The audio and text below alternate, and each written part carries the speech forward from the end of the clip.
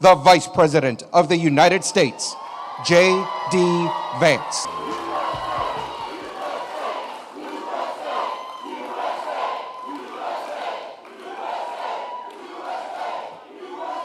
Thank you. Please, you guys, what a crowd. We love you too. Thank you guys. It's good to see you. It's great to be back in the great state of North Carolina. Thank you all so much for having me. I want to thank, first of all, these incredible law enforcement officers we have behind us. Thank you all for your service and for what you do. It's a good-looking crew. It's a little hot in here. If those of you who are watching at home don't know, it's a little hot in here. And they've got their navy blue uniforms on over here. I bet they're even hotter than we are, standing up there under the spotlight, but they've done much tougher jobs, I think, before. So we're thrilled to have you guys here. And I just wanted to say to all the law enforcement who are in this building, to all the law enforcement who are watching at home, we love you, we're grateful to you, and we're always going to stand behind you. Thank you. You guys. Now, I have a few other thank yous before we get to the meat of what I wanted to say here. First of all, we're in this incredible hangar, and it belongs to Dennis and Kay Yates. Where are Dennis and Kay at? Where are you guys? Thank you all so much. Thank you guys for having us. And of course, we're also thrilled to be joined by the hangar's previous owner, Jack Roush. So Jack, thank you so much for building this thing and for having us. It's good to be here. Now, I'm joined by one of my favorite former Senate colleagues, and that is the great Senator Ted Budd from North Carolina. Ted, thank you so much. A very good guy. And I assume we have some other Republicans in here, so are we going to send Ted Budd a great fellow senator and Michael Whatley from the state of North Carolina?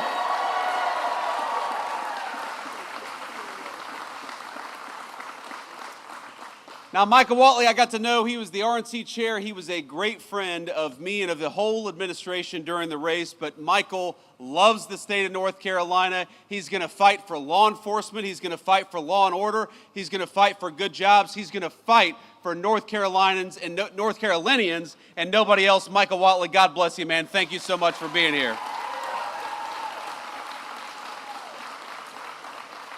We've got Congressman Addison McDowell. Addison, where are you? Stand up and be recognized. Thank you, Addison.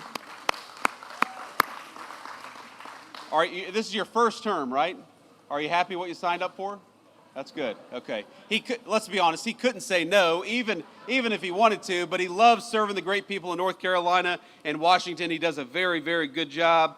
And then I also want to give a shout out to Mark Harris. Mark, where are you? Please, Mark, you're a great guy. Thank you for everything.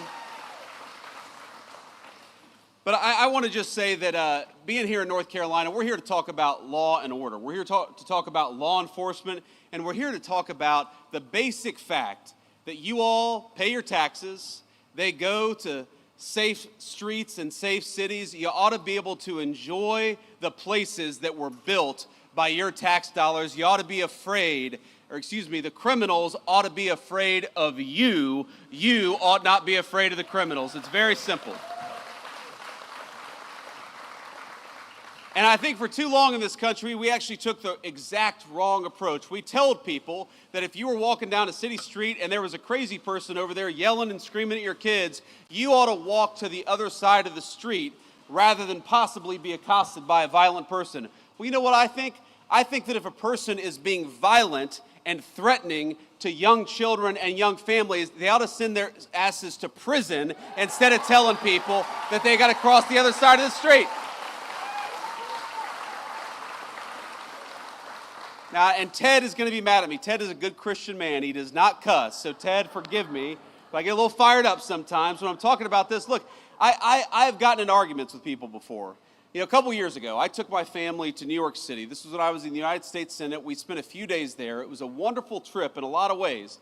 But, you know, every time we went to the subway, I'd have one of my kids grabbing onto my leg or afraid because there was a crazy person yelling, hollering, and screaming at a 3-year-old little kid. Why do we live like this? Why do we accept this in our communities? And the answer is because of bad political leadership. We have accepted for too long this idea that we ought to give over our streets to criminals and to vagrants and to people who are screaming at us instead of taking back our streets with our incredible law enforcement.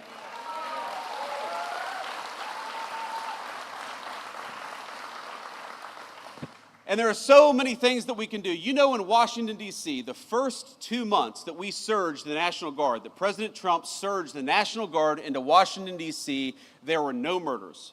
Not a single murder for 2 weeks in the streets of Washington, D.C. And you know, we have all these world leaders who come.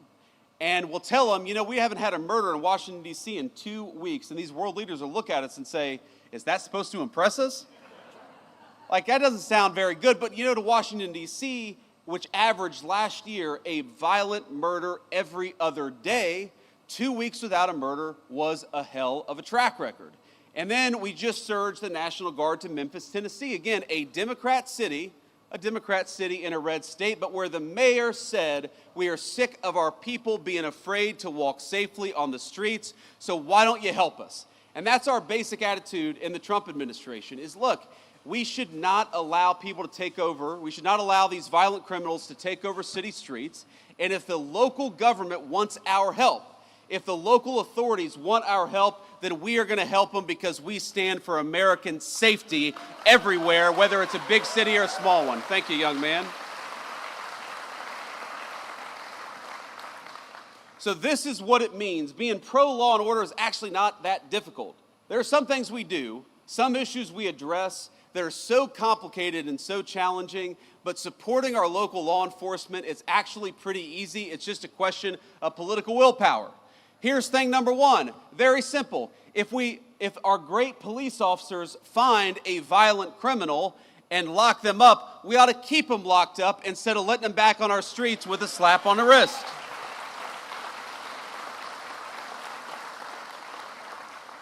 That means we want to give our police officers the very best equipment and the very best protection anywhere in the world. We want you guys to have the very best, and we're going to fight every single day to make sure that they have it.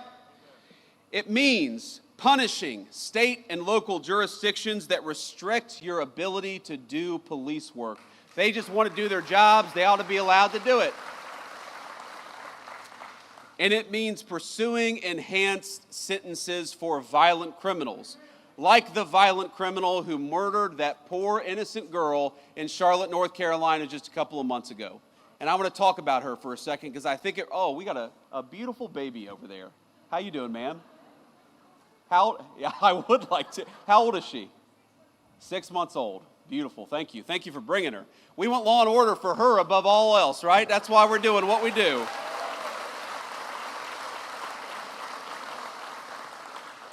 But we all know a couple weeks ago, and it's one of these things that got bumped out of the news because of the political assassination of Charlie Kirk. And so let me talk just a bit about that. You all know Charlie. He was a great guy. He was a great husband, a great father. He believed in two things, I think, above all else. Number one, the second most important, is he believed in political debate in the United States of America, that we ought to talk about our disagreements and not attack one another over our disagreements. And he gave his life dying for that principle. And the second thing he believed, and it was the most important, is that he wanted to be a Christian evangelist. He wanted to bring the gospel everywhere, and he saw connecting with people and debating politics as an opportunity to talk about his faith. And I think it's important to honor him by recognizing that this is a kid, and he died at 31 years old. This is a kid who every single day, he would go to these college campuses, he would talk for 3 hours with anybody about whatever they wanted to talk about, and he believed in the civic virtue of open debate. He gave his life to protect that civic virtue, and he gave his life serving that civic virtue at the highest level. He was a great guy, and his loss was the nation's loss. And Erica, we love you. Erica's his beautiful widow. And I think you all will join me in saying that what happened to Charlie was disgusting, it was unacceptable, and it is the most anti-American act of violence that we've seen in the last couple of weeks in this country. It was a disgrace.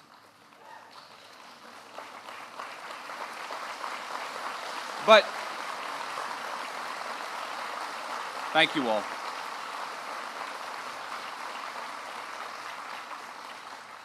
I appreciate that, and the thing is, it actually bumped out of the news this terrible story in Charlotte. And here's the basic summary, as far as I can recall it, is you have a violent criminal who has been arrested 14 times, often for very violent offenses, who gets on a bus with an innocent young girl, 22 years old, and slits her throat and she dies. She died because she was coming home from work. She worked at a pizzeria. She came from a beautiful family. She had a young boyfriend. She had her entire life ahead of her. And she was actually a refugee from Ukraine. So she came from a war-torn country. She sought shelter in the United States of America. And because of soft-on-crime policies, she was murdered here, not in the war-torn country she came from. Isn't that a disgrace? And isn't that an insult to the incredible law enforcement officers who arrested this person 14 times? They did everything that they could to keep this thug off the streets, and it was the political leadership that failed, and we got to be honest about that.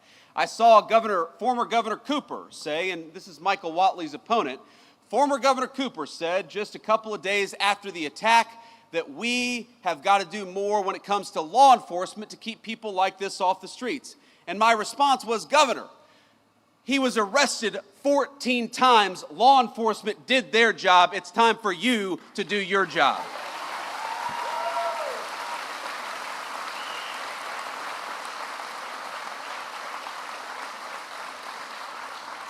And it's so amazing to me, political Democrats, I don't think it's all Democrats, I actually think most Democrats want what most Republicans want, which is safety in their communities, but they always manage to turn issues of crime into a distraction about race. They always try to say that law enforcement, locking violent criminals up, is inherently racist, and I gotta be honest with you, that's an insult to white people, it's an insult to black people too, because all of us just wanna live safely in our communities. It doesn't make an ounce of sense to me.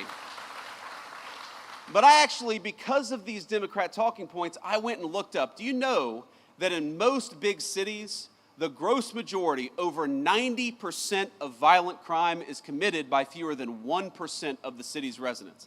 This is not a black-white issue. This is, we've got a small percentage of violent criminals in our communities. Democrats want to let them out of prison, and Republicans want to put them in prison and keep them there so that all of us are safe in the process. I think that's common sense, don't you?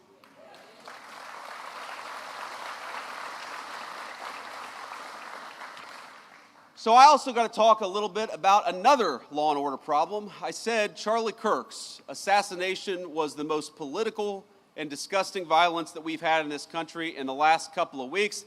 And that was true maybe until this morning, because I don't know if you all have followed the news, and we're still learning a little bit about it. But what we know is that in Dallas, Texas, an ICE facility, an Immigrations and Customs Enforcement facility, was opened fire upon by a violent left-wing extremist, a person who wrote anti-ICE messaging on their bullets, and there's some evidence that we have that's not yet public, but we know this person was politically motivated. They were politically motivated to go after law enforcement. They were politically motivated to go after people who are enforcing our border. I think that is the most disgusting thing.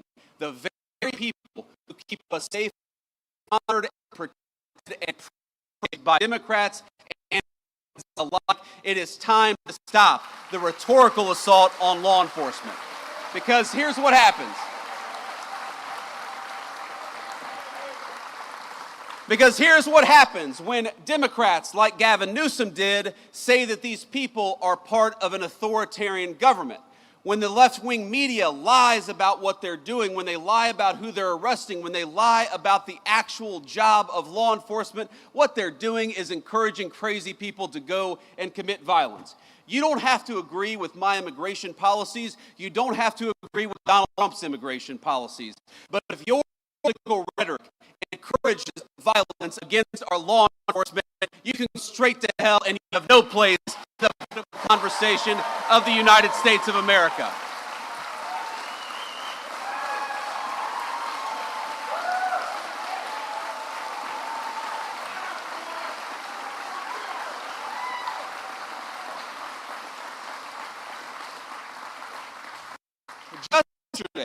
Just yesterday, NBC News, maybe the worst of all the fake news, and I'm sure we have an NBC reporter out there. It's a tough competition, but maybe the worst, I said maybe the worst, is NBC News. And they said that immigration enforcement, you know what they said? That immigration enforcement in order to get to that girl's father. Turned out that story was a complete fabrication. It was a complete dishonest lie. But when you go around and lie about our law enforcement and you tell them that they're mistreating 5-year-old girls, what do you think is going to happen? When Democratic politicians incur doxing, when they encourage us to unmask ICE enforcement officers, what do you think is going to happen? When the mayor of Los Angeles encourages violent protesters to get in the face of our law enforcement, what do you think is going to happen? What's going to happen is political violence, and political violence has gotten out of control in this country. We got to stop it, we got to condemn it, and that starts, unfortunately, at the very top of the Democratic Party. If you want to stop political violence, stop attacking our law enforcement as the Gestapo. If you want to stop political violence, stop telling your supporters that everybody who disagrees with you is a Nazi. If you want to stop political violence, look in the mirror. That's the way that we stop political violence in this country, and we've got to do it.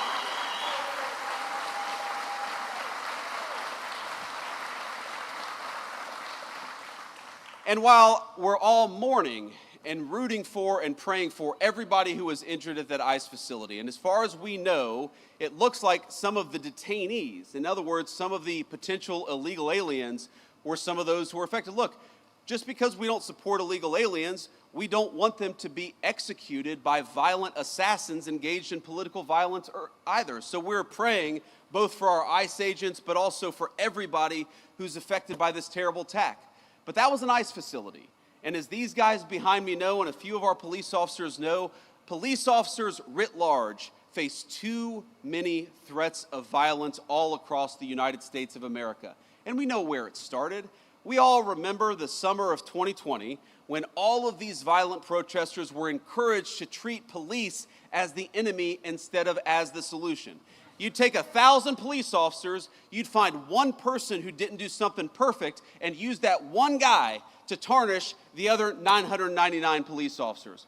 Well, I would like everybody, whether a Democrat, a Republican, or an independent, especially those in political leadership, can we all just agree that our police officers are heroes, that they are public servants, and that the first and most important step of keeping all of us safe is to keep our police officers safe, because they are the thin blue line between civilization and chaos.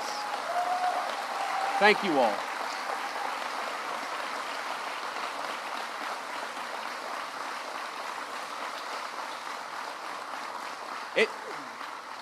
It just happens too much. Our police officers being assaulted, our police officers being attacked. You have these crazy attacks where you have a cop in a squad car who's enjoying their lunch break, and somebody comes up and summarily executes them before the cop even had a chance. It happens way too much, and it happens because too many of our political leaders have encouraged it. Now, it's not just that. It's not just the rhetoric that encourages violence against our law enforcement. You know, when I was in the Senate, there was a big bill that was going around, and it was basically that we were going to try to eliminate qualified immunity from police officers, one of the most disgraceful and worst ideas that I've ever seen. In other words, that we were going to make it easy for criminals to sue police officers for doing their job. Now, does anybody think, when you see the fake news media and the way they attack our police officers, does anybody think that we need to make it harder for our police to do their job? Some of America's cities today have worse murder rates than the very worst third world cities all over the world. That's not a joke. You go to Port-au-Prince, Haiti, or you go to some of the poorest countries all over the world, even those countries have a better murder rate than Washington, D.C. or some of the major American cities. Some of them have better murder rates than Charlotte, North Carolina. That's a disgrace.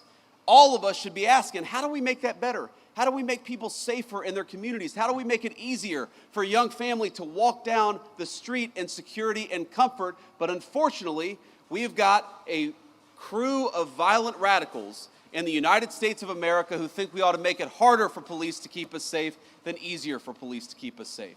So here's one thing I'd like to do. I'd like every single Democrat starting today, and every Republican too, while we're at it, to say that we are going to defeat these efforts to strip immunity from our police officers. We're going to make it easier for them to do their job, not harder for them to do their job. Let's fight for it every single day.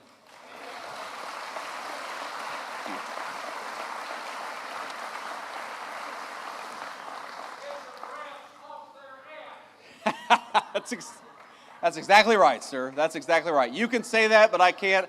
I've hit my quotient for cuss words today. I don't want Ted Budd to disown me, so I'm not going to say that, but we can run the clip back later. But let me just leave you with one final thought here. Look, I was asked earlier today by a reporter I actually like, but a reporter who said, well, don't both sides have crazy people? And of course, obviously, country of 330 million people, of course, both sides have crazy people. But if you look at the political violence in our country over the last couple of months, the last couple of years, it is not a both sides problem. It is primarily on one side of the political aisle. So, if we are going to truly go after the political violence in this country, we need the Democratic leadership of Washington, D.C. to look in the mirror.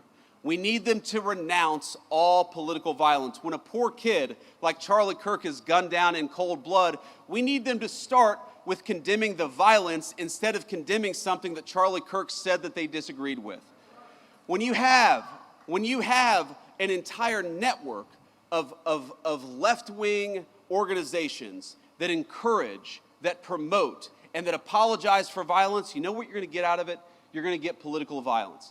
So here's my sacred obligation to you, to all the law enforcement, but every person, whether they wear a uniform or not. Over the next couple of years, the Trump administration is going to do everything that we can to dismantle the networks, to destroy the funding, and to make it harder for people to kill one another just because they disagree with what somebody says. That is what we're going to do. We're going to fight for it.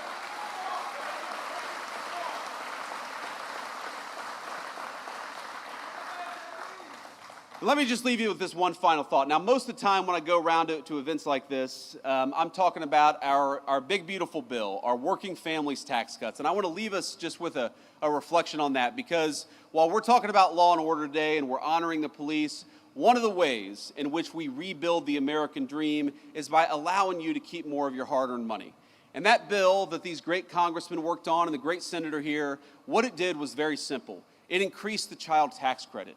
It meant that we're going to increase take-home pay by about $10,000 over the 4 years of the Trump administration. It means that if you're working on tips or if you're working an overtime shift, the government is going to take less of your money. And I think that's a pretty good idea, because if you're working hard, I think the government ought to keep its hands out of your pocket.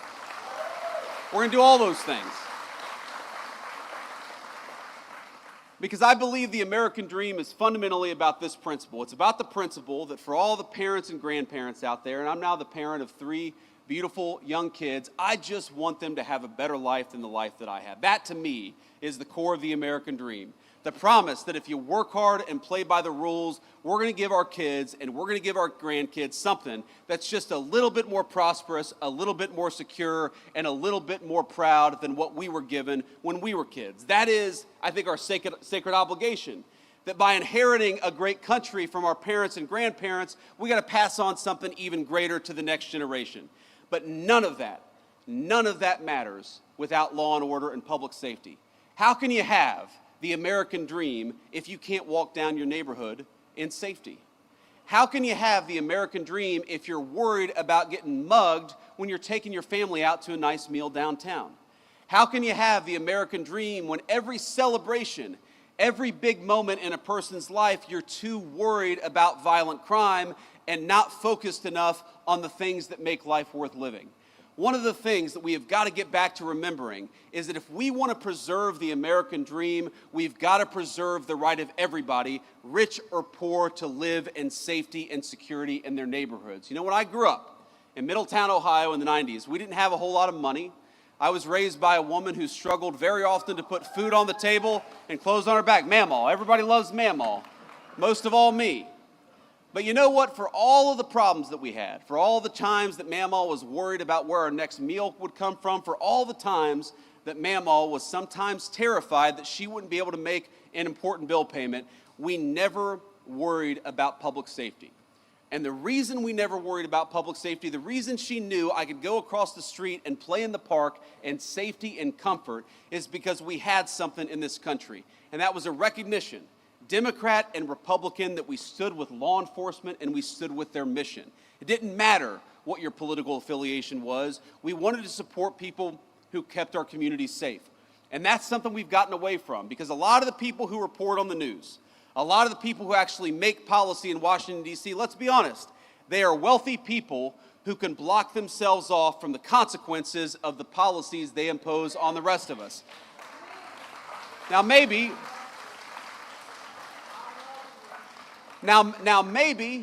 they've never had to call a police officer because they can call a private security guard.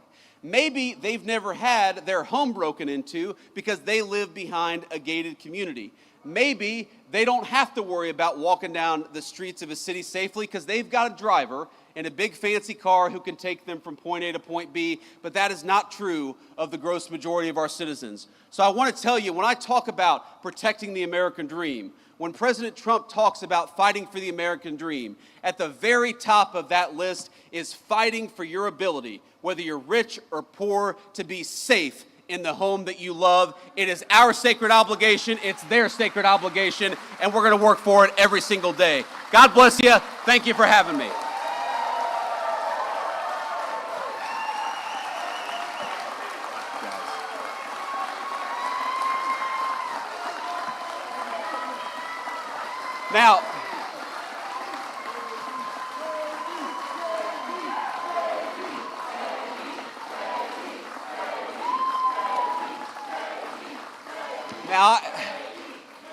Now I forgot. I told the fake news, and I'm sure there's some real news back there. I told them I'd take a few questions. So I'm not getting out of here just yet. We'll take a few questions from the reporters. I would prefer to start with some of the local North Carolina folks, and then we can take some national questions after that.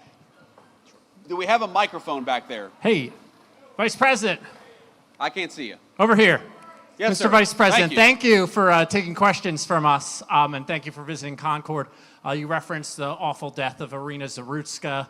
I'm just curious, have you had the chance to watch that awful video that was released by Katz, and what your thoughts are after viewing it? Well, yeah, you know, I've honestly seen a lot of gruesome footage, some involving my friends over the last couple of weeks. But the footage of Irina getting stabbed to death is very hard to watch. And I have not seen the whole video from start to finish. I had to cover my eyes for part of it because it is so gruesome, and maybe I should just stare at it. Maybe all of us should stare at it to know the kind of evil that we're actually confronting, because what happened to her was really, really disgusting, and I think it comes from a deep and dark and evil place that exists. Thankfully, in a very few number of people, but those people we ought to lock up in prison so they can't get anybody else. But when I saw that video, you know what really got me as a father? I've got 3 little kids, 2 boys, and my youngest is a baby girl. She's 3 years old. She is the apple of my eye, as you dads will know. Daughters just have an effect on us. They get away with more stuff. They don't they? It's kind of annoying, actually. She gets away with things she should not get away with that her brothers would never get away with. But I look at this girl who's 22 years old, and I think to myself, you know, I would love for my daughter to have the kind of life where she never has to worry about that. And there's this moment where she looks up at her attacker and she covers her mouth, and you realize what's going through her head. She knows that something very terrible has happened to her, and I hope that she didn't realize it for too long, because that is unimaginable suffering. But if you're a man, I don't care what skin color you are, I don't care whether you're rich or poor, but if you're a man and you see the pleading eyes of a girl looking up for protection, then we have to protect our girls and our women in this country.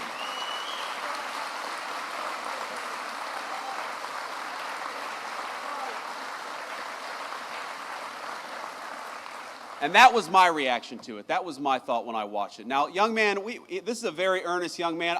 He doesn't look like a journalist to me, but go ahead and shout out a question, because I'm not going to deny that level of energy and that level of passion. First of all, what's your name? Henry. It's good to meet you, Henry. Ask your question, please.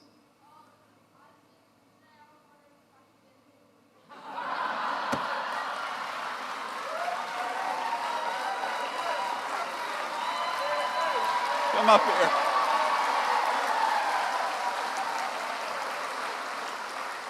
Henry said, I skipped school. Can I have a picture with you? Well, I guess you got to have some excuse to skip school, so I might as well get a photo with Henry.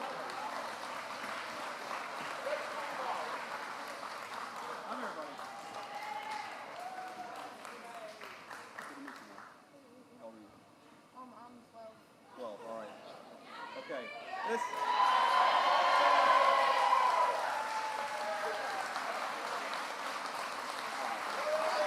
Henry.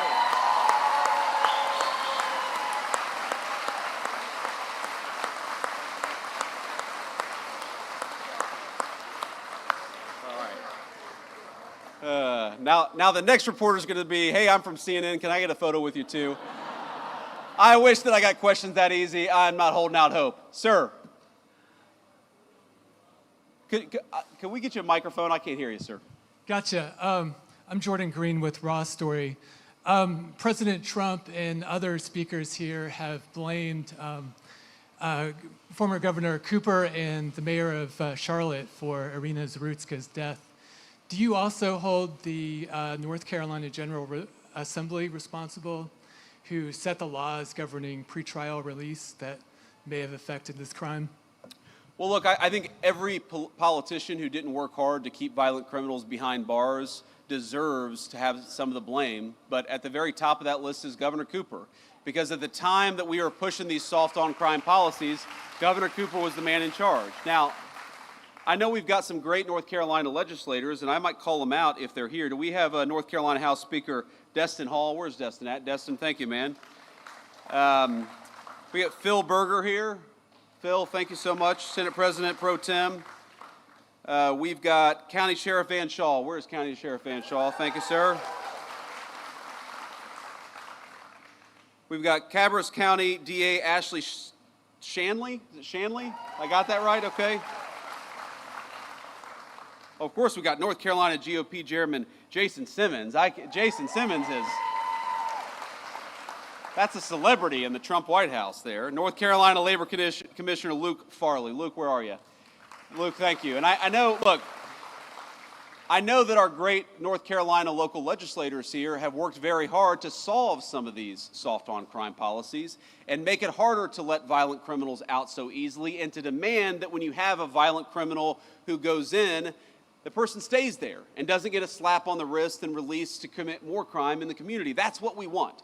We don't want a criminal justice system that goes after innocent people. We also don't want a criminal justice system that lets obviously violent felons out of prison without any real consequences. It's just very simple. And again, I go back to the statistic where we have got such a small number of people who commit so much of the violent crime. If we just locked them up, and I mean, look, I believe in repentance and I believe in forgiveness, but I believe that forgiveness often only comes on the other side of real punishment and real regret, which is why we got to lock some of these guys up in the first place. So yeah, I blame the political leadership, and I can't get over a governor who pursued soft on crime policies, Roy Cooper, who pursued soft on crime policies, who let violent criminals out of prison, and then after Irina was murdered, to have the audacity to blame our law enforcement.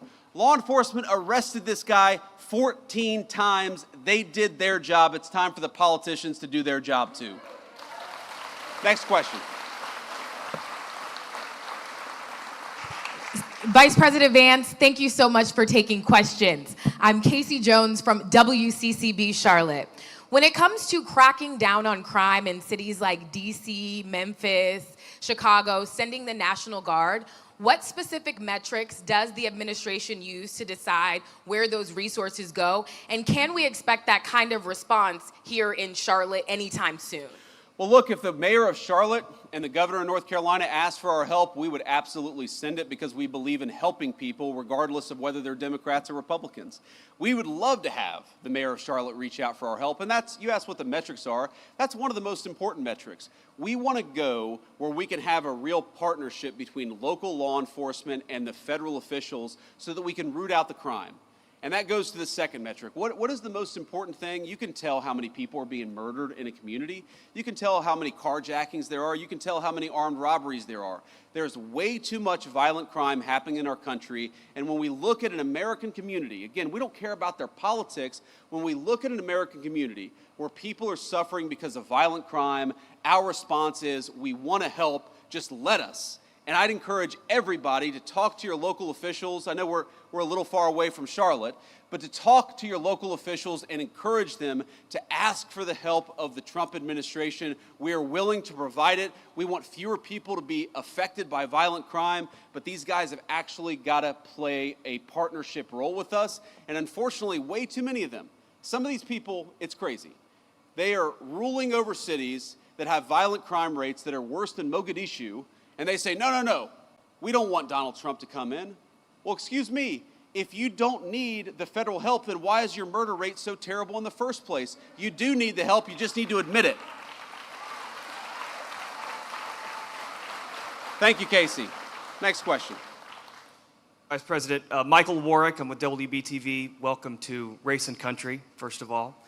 Irina's law was just passed by Republican lawmakers. It's now on Governor Stein's desk. It addresses cashless bail. It would allow magistrates to involuntarily commit people who they believe to be sick. However, opponents of that bill don't think it goes far enough for the mental health side of things. It also opens the door to the death penalty, which I know some opponents are against. Why would you encourage the governor, politics aside, to sign that bill? Well, because I want to keep violent criminals off the street, and I want Americans to be safer. And this bill does it. Irina's law does it. Congratulations to the Senate President and House Speaker for getting it over the finish line. The governor's got to sign it. I guarantee if this bill is signed into law, it will help our incredible law enforcement keep the streets safe. And that's ultimately all I really care about. Again, it breaks my heart to think that you have young kids, especially in poor communities, whether they're black or white, who don't feel like they can walk outside. You've got grandmothers who are taking care of grandkids who don't want to sit out on their front porch because they're worried about drive-by shootings. That should break everybody's heart, and the way to solve the problem is to empower these cops to go after the bad guys and to do it with their full skill and their full force. Now, I don't know, have I read every detail of the law? I know some of the things that it does. I know that it ends cashless bail, which would be huge for the people in North Carolina. I know it makes it harder for some of these local magistrates to let people out with a slap on the wrist. That would be huge for the people of North Carolina. But could there be more? There could always be more. But don't let the perfect be the enemy of the good. This bill is going to make North Carolinians safer. They ought to sign it.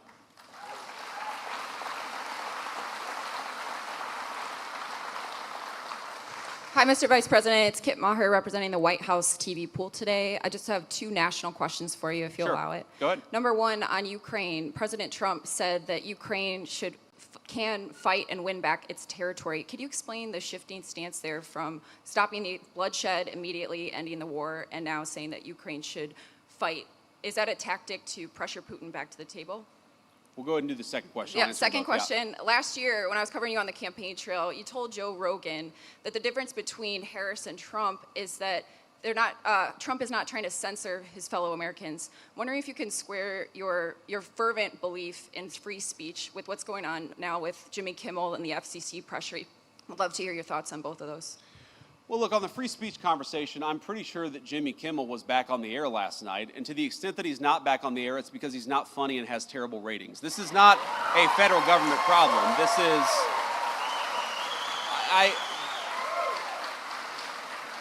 and Kid, I want to answer your question in good faith. What people will say is, well, didn't the FCC commissioner put a tweet out that said something bad?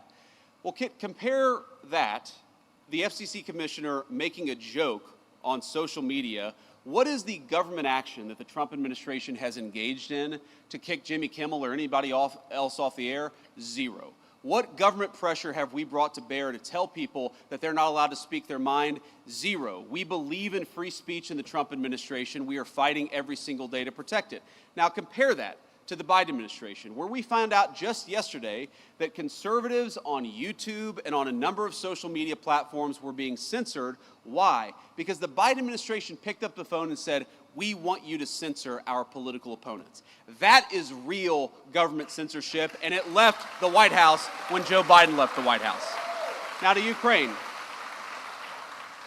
Look, I've answered a version of this question probably 100 times over the past 3 months. And one of the things I'll say about the president is that he is responsive to the reality on the ground.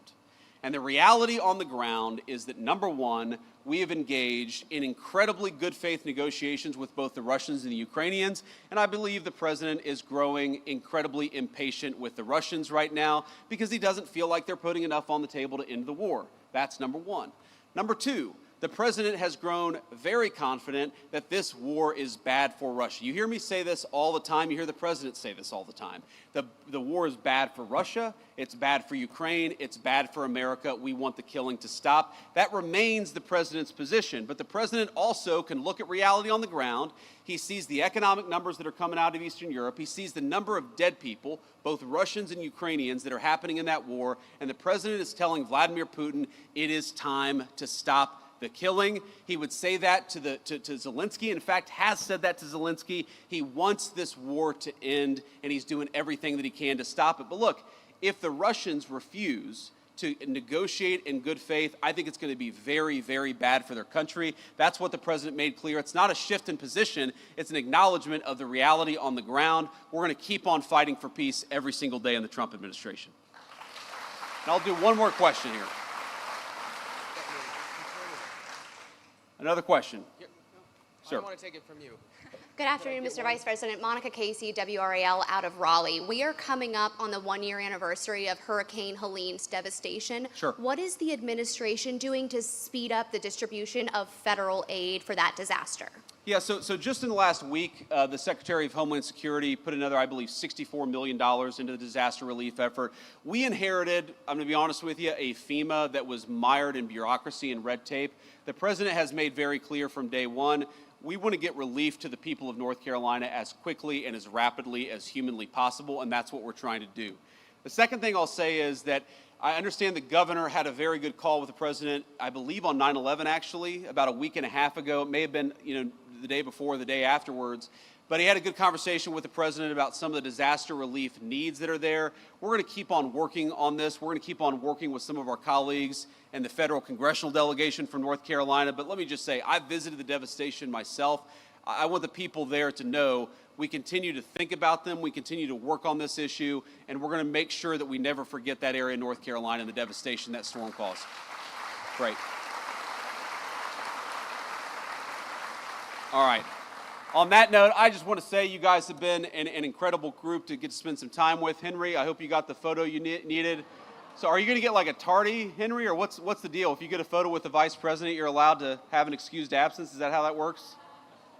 Okay, he doesn't know, actually. Henry is not as confident in that question as I would have hoped, but it's great to meet you, my friend. It's great to be with all of you. Just remember, we've got a very, very important job, and each and every single one of us has a role to play. To our law enforcement, thank you for the job that you do. We're going to keep on fighting for you in the Trump administration. We're going to keep on fighting for safety and security all across the state of North Carolina. God bless you. Thank you for having me. Detroit auto worker, let me thank